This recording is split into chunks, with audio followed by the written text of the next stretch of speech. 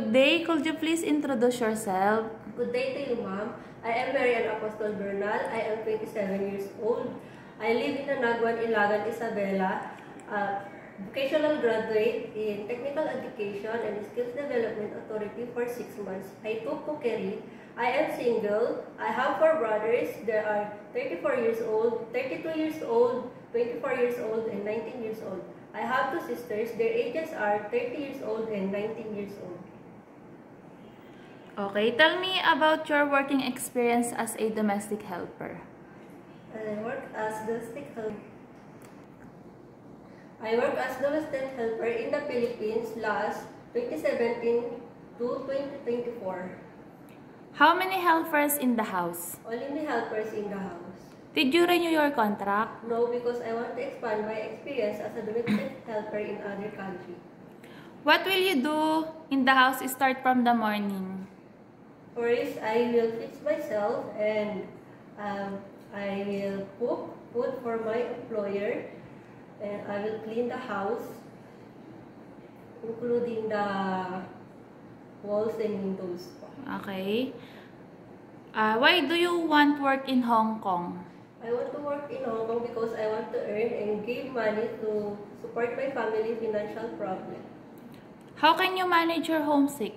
Homesick is normal, but I will make myself busy and to do my work, but Tell me about your working experience in taking care of newly born baby.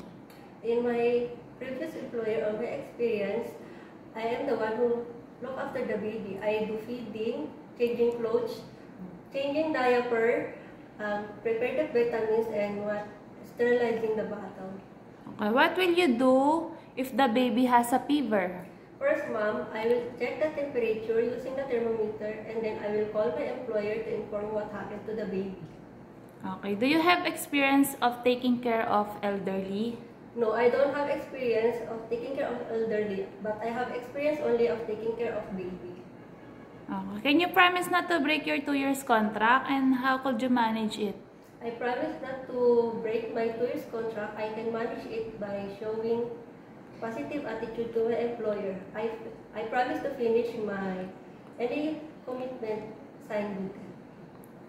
Okay. Can you sing a song like nursery rhymes? I sing a family finger. Daddy finger, where are you? Here I am, how do you do? Okay. Tell me about your cooking experience. A simple meals like Filipino food, like fried rice, fried chicken, fried fish, steamed fish, adobo, and I am willing to learn how to cook any kind of dishes to serve for my employee. Tell me what time do you sleep at night, and what do you do before sleeping? I sleep at night as long as I finish all the house duties. Before sleeping, I'll check all the windows and doors are properly locked and the light is off. Give me any messages for your future employer. Hi, ma'am or sir. I am Mary Ann. Please consider me as domestic helper. I promise I'll be hardworking, honest, patient, and trustworthy person. God bless.